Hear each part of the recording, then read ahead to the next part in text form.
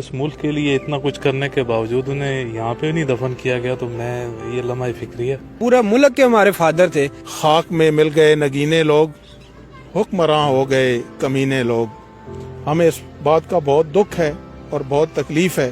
زندہ رہے تو نظریں بند، فوت ہو گئے تو محسن پاکستان، جس کے نام سے پوری دنیا کانپتی تھی، انڈیا، امریکہ کے ساتھ نہ وزیر اعظم صاحب آئے نہ صدر آئے، یہ بھی ایک شرم کی مقام ہے ہمارے لیے، ڈوب کے مرنے کا مقام ہے۔ تو ہم ادھر آیا، یہ تو قبر بالکل خالی پڑا ہے، ابھی پتہ نہیں ہے کہ کدھر لے کے گیا ہے، بھیج دیا، یہ بھی پاکستانی حکومت ہے، کوئی پتہ اس کا نہیں لگتا ہے۔ یہ شرم کا مقام ہے ہمارے لیے بھی اور ہماری گورنمنٹ کے لیے بھی۔